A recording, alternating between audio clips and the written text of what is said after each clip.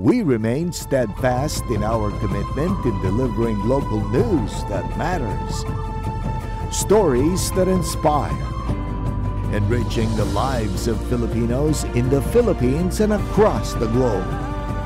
This is your GMA Regional TV. Buong puso para sa Pilipino. No, don't call me sir. Transgender woman na haras subuot, makalis pagbawalan na maggamit nin CR kan mga babae sa sarong hostel.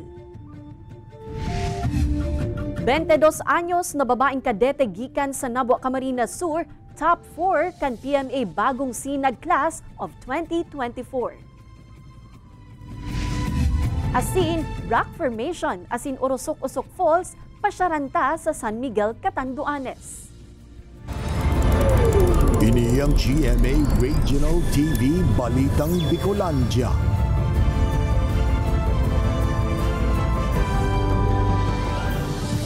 Diyos marhay na hapon mga kapuso, uni na ang Balitang Bicolandia. Hatod miyan pinakadarakula asin pinakabagong mga bareta sa Kabikolan. Kami ang tropa nin katotohanan, mahatunin mga baretang mayong pigkikilingan, mayo nin pigpoprotehiran. Live, halidigdi sa GMA Complex sa Naga City, ako po si Kate Dolavieres. Nagbakasyon sa ng transgender woman sa Legazpi City, naharas subuot, makalihis na pagbawalan na maggamit nin restroom kan mga babae sa dinagusan kaining hostel sa syudad. Ang detalye tutukan sa report ni Chris Novello. No, don't call me sir. I told you. Please. No. Okay. Uminan ni negatibong reaksyon sa netizens ang post na ini sa social media kan transgender woman na si Jules Balais. Okay, so this guy just called me a male. Keep gendering me. Okay. Mahihiling sa video ang diskusyon ni Jules asin lalaki sa video na napag-araman na soro sa may sa diri kan hostel na dinagusan kay inimantang nasa syudad nin Legazpi kan nakaaging weekend. Istorya kay ini pa-check out ako ta sa dinagusang hostel alagad na anggut subot ang lalaki sa video kan gamiton niya ang restroom kan mga babae. Biglaan lang po yung pag-escalate ng situation because I was about to check out na. That was 11:30 ng umaga and ginamit ko po yung restroom ng women's before po ako mag-check out. And then paglabas ko po ng CR, then suddenly doon ko na po nakita yung isang lalaki na very enraged and sinisigawan po ako. Naanggot sa buot ang lalaki sa ginibon ni Jules alagad sigun sa iya ito ang enot na pagsita sa iya kan may sa diri. Nagabot man sa buot ang nagom kan lalaki asin pilit na pipapapundo siya sa pagkuanin video sa insidente. The owner was really shouting at me saying na I'm not a true woman, na my sex at birth is male, so it does not give me the right to use the women's bath. Padagos pang pigkukuan na ning pahayag kan GMA Regional TV Balitang Bicolandia an may sa diri kan hostel. Napag-araman na igwang existing ordinance sa probinsya ning Albay na nagpapangalan sa diskriminasyon sa mga miyembro kan LGBTQ+ community. Nakapalaman sa Albay Anti-SOGI Discrimination Ordinance No. 0065-2021 na maikokonsiderar na denial of access ang pagpapangalad o paglilimitan na magamit ang accommodation sa publiko. Urog na kan mga miyembro kan LGBTQ+, anuman ang sa indang sexual o gender identity o orientation. Sa text message na pinadala ni Albay Governor Grex Lagman, sinabi kay ini na mas panindang papahiguton ang implementasyon kan nasabing ordinansa. Nakatala naman subot kay ining idiskutir ang nasabing ordinansa sa liderato kan kapulisan sa Albay. Mientras tanto bukas man subot si Jules na makipag-areglo makalis ang insidente alagad, naglalaom ini na mas papahiwasan pa ang pag-apresar sa indakan komunidad. No, don't call me sir. Ini si Chris Novello, Balitang Bicolandia. Kasulo na nagbungkaras sa nasa 4 na ektaryang kaduduutan sa Kanaman, Camarines Sur, pigihiling na nagpuon sa napabayaang pigluon. Tutukan sa report ni Jessica Kalinog.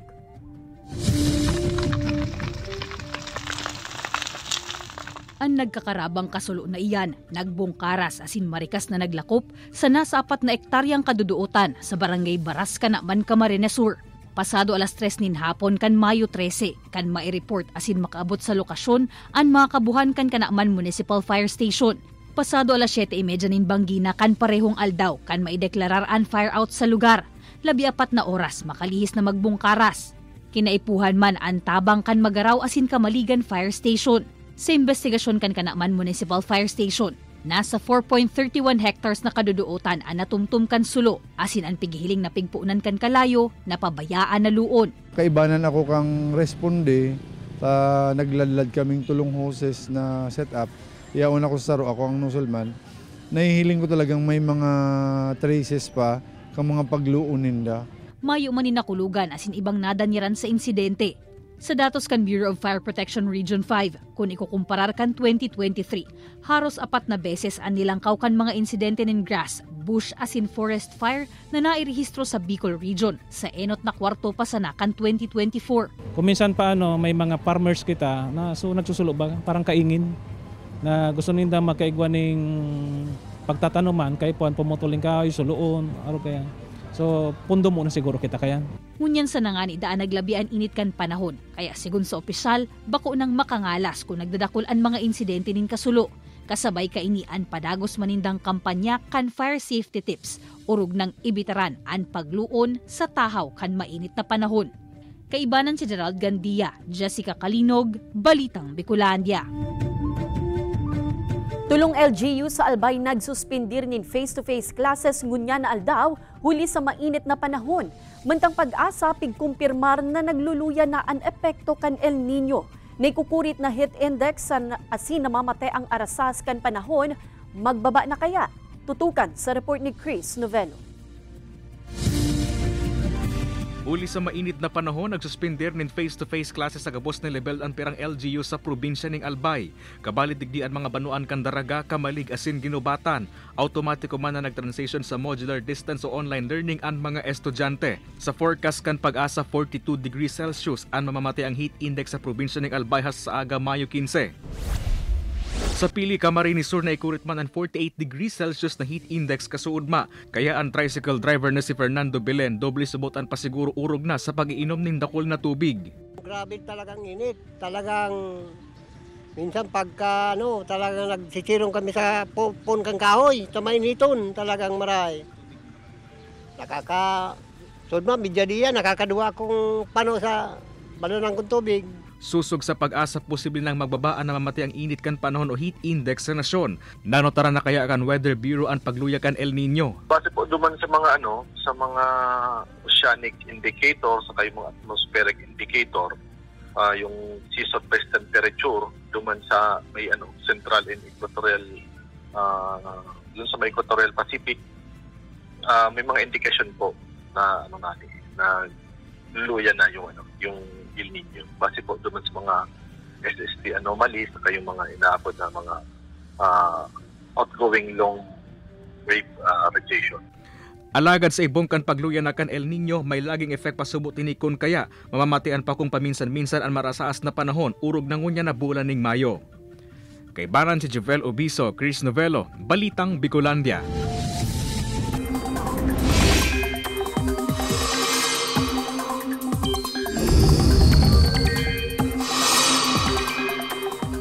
Mga kapuso, mayong bagyo o low pressure area alagad posibleng maka-eksperyensya nin maraot na panahon sa pirang lugar. Sa ibong kayan, day pa natatapos ang tig-init.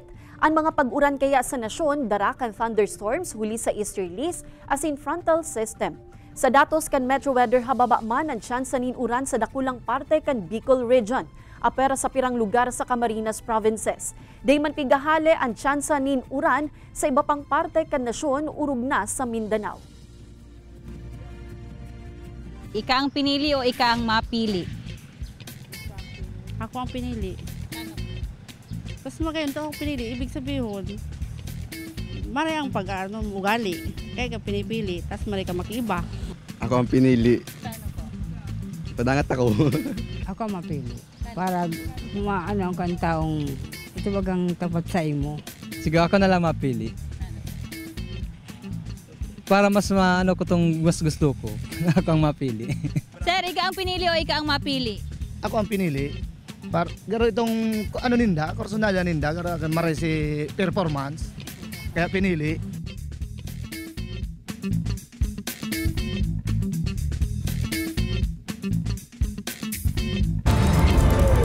Ini ang GMA Regional TV Balitang Bicolandia. Ini ang GMA Regional TV Balitang Bicolandia.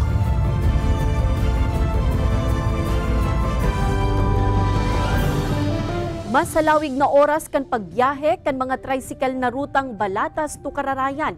Pigaadalan ngunyan kan Kararayan Balatas Road Tricycle Operators and Drivers Association. Kung taano, aramon ta sa pagtutok live ni Jessica Calinog. Jessica?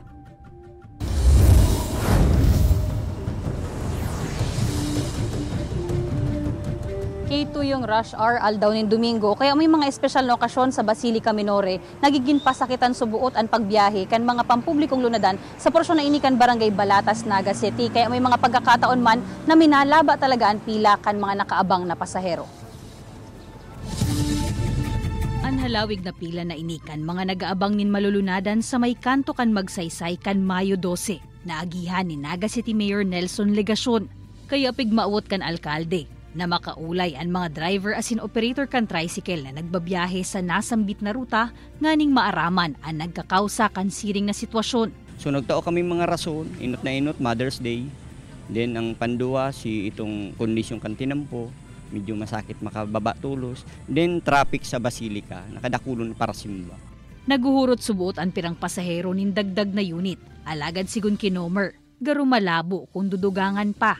Taan presenteng 50 unit na nagkakayod sa Kararayan Balatas Road. Pag nakapila gabos sa terminal, nagkakausapan in traffic. May emergency meeting kami na uhurutong ko sa membro na mag-extend hanggang alas 9 or hanggang alas 10 ng bangi para maanumi ang pasahero. Di maglaba. Pilman, anas man po yan, maglalawig. Iyan lang ang iba, nakwen naman po talaga, paragal naman. Mainitom pa. Kaya ako nga minsan, alas 7, nagarayan ako, tarugado naman. Sa ruman sa nahihiling ni Councilor Melvin Buenafe na solusyon digdi, iyuan pagpakaray kan schedule kan pagbiyahe kan mga pampublikong transportasyon sa area. Prioridad tuyong rush hour. Pwede pong mga jeepneys na itong nagbabiyahe sa dati ng ruta going to San Isidro na nag-aagi dyan sa may Balatas and Kararayan. And may organization man po mga jeepneys na covered ninda ang certain areas.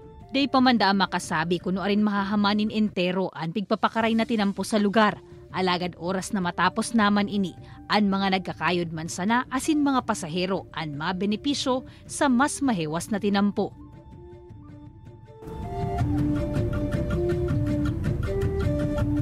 Sigon pakit kay Councilor Buenafe, pwede man na pag-adalan pa itong pagkakaigunin shifting sa pagkayod kan mga tricycle unit digdi sa area.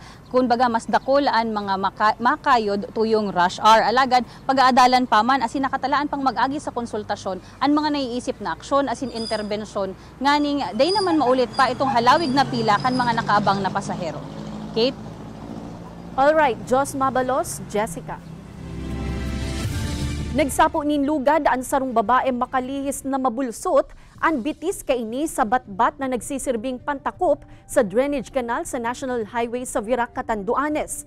Sigun sa MDRRMO Virac, pasado alas 3:30 nin maagahon ka nagresponde sinda sa lugar kung sa inaabutan ninda ang babae na nastak sa nasambitan ng batbat.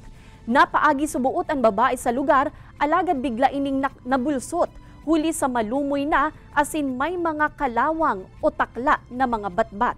Maswerte man na bakong malala ang sinapo kan babae, alagad kinaipuhan pa ang hydraulic spreader cutter para mahali ang bitis kan babae. Nabari subakal and then nag-cause na naipit siya. Siya po ning open wound na masyado, naipit lang talaga na di niya na lagpas tuhod. Na day na po mapaluwas so ano niya, so bitis niya po. Nagpakol sa haros 38% ang piglangkaw kan tourist arrival sa first quarter kan taong 2024 sa islang probinsya kan Catanduanes. Sa datos kan Provincial Tourism Office, nasa 35,363 turista ang nagbisita sa probinsya puon kan Enero hasta Marso na mas halangkaw kung ikukumparar sa 25,656 kan nakaaging taon sa parehong peryodo. Dakula man ang naging papel kan labi 43,000 na trabaho sa ekonomiya kan probinsya. Urog na sa pag-generate kan nasa 39.9 million domestic tourism receipts as in 11.5 million foreign tourism receipts. Sa ngunyan, igwang 63 establishments na pirming bukas na mag-ako nin mga turista sa isla. Naglalao man ang opisina na mapadagos ang magayon na estado kan turismo sa probinsya ngunya na summer hasta sa katapusan kan taon. Taga-Nabwa, Camarines Sur top 4 sa mga naggraduar na kadete kan Philippine Military Academy bagong sinag class of 2024. Ama na sarong retiradong Navy, naging inspirasyon subuot kan kadete sa paglaog kaini sa Armed Forces. An sa iyang istorya sa report ni Chris Novelo. Different persons need different leadership styles. Hasta sa ngunyan day pasubot nag-sink in sa 22 anyos asin residente kan Banwa ning Nabwa, Camarines Sur na si Cadet First Class Cyril Joy Masculino. Nadaisa na siya basta magraduar sa PMA bagong sinag class of 2024 alagad naisubot niya huhunaon na saro sa mga magtatapos with flying colors sa pinaka-prestiyosong military academy sa nasyon. Sa ibong subot inikan kun minsan pagdududan niya sa sayang sadiri urog na kan nagpupuon pa sana siya sa akademya. Maybe giving up is not the right term, sir. Maybe it can describe it as doubts. I am doubting myself sometimes, especially during during trainings where I am physically exhausted and mentally strained. Inspirasyon subot ni Cyril sa iyang paglog sa Armed Forces ang sayang ama na sarong retiradong Navy. Sigon kay Edelberto Masculino, aki pa sana achiever na si Cyril na matuas sa apat niyang mga aki. Naiman subot kay ni hinuna na siya ang inspirasyon kan sayang aki sa paglaog kaini sa Armed Forces. Kan nag-aaral siya ng senior high sa Legazpi Science High School. Kaming duwa magkaiba duman sa apartment ng Naval Forces Sergeant Luzon. Marami rin siyang nakikitang mga PMAR graduate na babae, batang-bata pa. Mensahe kaini sa iya mato ang aki, serve the country well asin dai matakot na gibuon ng tama para sa nasyon. May mensahe man si Cyril sa mga maut maglaog sa akademya to take the challenge asin pangatamanan ang motto kan akademya na courage, integrity asin loyalty. Sa maabot na Sabado, Mayo 18 na ang graduation kan PMA bagong sinag class of 2024 na atendiran kan haralangkaw na government officials na papanginota ni Presidente Bongbong Marcos. Kay banan si Jovel Obiso, Chris Novelo, Balitang Bicolandia. Ma'am, ika ang pinili o ika ang mapili? Siyempre sir, ako ang pinili. Ano? Siyempre babae kami, siyempre dapat dapat ikaday ka naghahabol. Ito yung ako ang mapili. Ano? Mahirap man po kaya ito yung garo kumbaga makaibahan si demo man si gusto po baga. Ako ang pinili. Ano ma'am? Siyempre mas maugma pag ako ang pinili. Pinipili po ako and feel ko po nasa tamang track siya.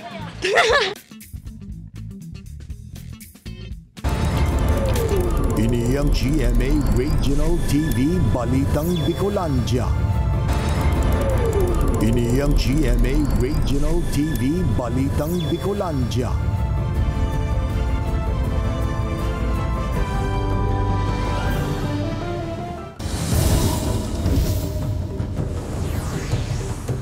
First Bicolano Farmers Festival and Agri-Summit Day pigkondusir sa Pili, Camarines Sur como parte kan pigtutulod na agritourism project kan sarong universidad. Uyan report ni Jessica Calino. Ang kamauotan kan Central Bicol State University of Agriculture. Iyuan mas maging attractive ang sektor kan agrikultura sa rehiyon. Kaya sa saro nindang proyekto, pinagsaroan agrikultura asin turismo. Inian Agriville, napiglansar kasabay kan pagbubukas kan First Bicolano Farmers Festival and Agri-Summit. Para po matabangan ta ang development, lalong-lalo na ang agriculture development digdi sa Bicol region. Bako lang pong makapag-produce, kundi masustain taman po sa production. Learning site man ang Agriville, digdi pwedeng tukduan ang mga paraoma kung paano ang magayon na pagtanom, kung paano mapapadakol ang produksyon gamit ang maniba-ibang teknolohiya asin mga paagi. Presente man sa aktibidad ang National Administrator kan Philippine Coconut Authority na nagpahilingin pagsuporta sa lado kan agrikultura. Siring man na mairanian mga serbisyo kan ahensya sa mga paraoma. Nandito rin kami para ipahayag na ang PCA ay gusto naming suporta ng mga kooperatiba na lalo nating palaguhin, palakihin at gusto natin pagyamanin palalo para may taas ang antas ng ating kabuhayan ng ating mga mamamayan. May mga nakalinya pang aktibidad as in forums para sa 5 aldaw na Agri-Summit. Igwamang nakalatag ng mga produkto sa trade fair, nagibokan mga paraoma mismo. Pwede ining maaprobitsaran hasta sa Mayo 17. Kaibanan si Carlo Abunita, Jessica Kalinog, Balitang Bicolandia. Bako ng problema sa ngunyan ang supply ng tubig para sa mga residente kan Barangay Abihaw Baras, Catanduanes. Narealisar na kaya ang solar-powered water system sa Banwaan kung sa 300 na residente ang nakikinabang kaini. Pigdonar ang pasilidad kan sarong kongresista, urog na tahaloy ng panahon na di nakakaabot ang tubig kan water district sa nasambitan ng lugar. Labi man ang pasasalamat kan mga residente sa water system project na ini, ulit na dai na sinda mapapagal asin magastos para magkaigwanin supply nin tubig. Mientras tanto, nangapudan man ang LGU na dai pag-abusuhon ang paggamit kan solar-powered water system, tanganing maghaloy ang serbisyo kaini. Napakalaking tulong ito lalo-lalo na sa mga malalayong barangay na hindi pa nasusuporta ng ating water district dito sa bayan ng Baras. Lalong-lalo na ang tubig talaga number 1 na kailangan sa mga probinsya yan. Nasa namin ang tubig, kaya hindi na kami nahihirapan. Sa labas ng bahay, may gripo na po kami sa kalsada.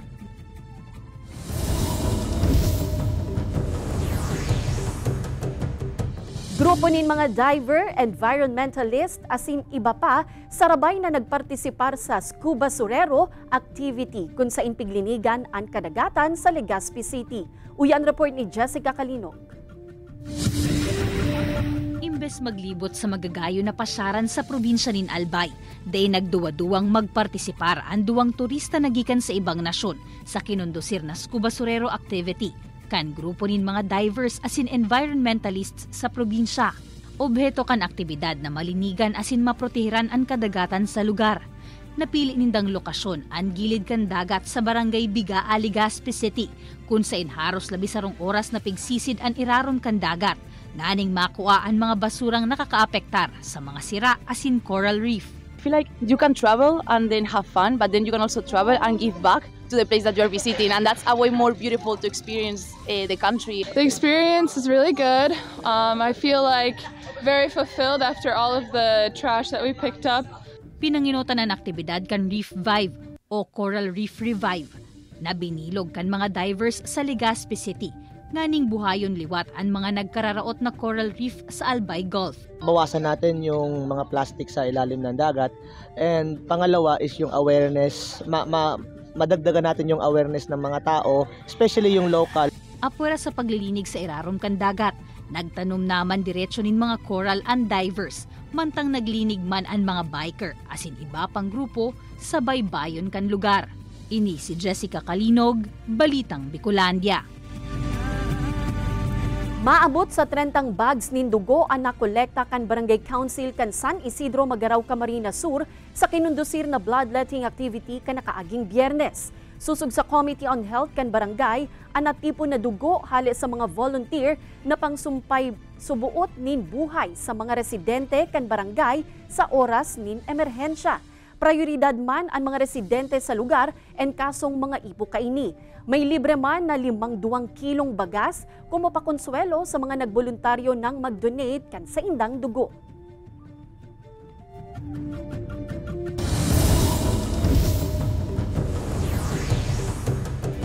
Ngunya na haros araw daw na maarasas ang panahon, ang mga preskong karigusan ang kadalasang destinasyon kan mga tao. Kaya ang Tagbak River Ecotourism sa Sitio Tagbak, Barangay Progreso, San Miguel, Catanduanes, bukas na para mag-ako nin mga turista. Nababanga ang lugar sa pirang parte, yaon ng lower stream kung saan pwedeng maglangoy asin maglaba ang mga residente.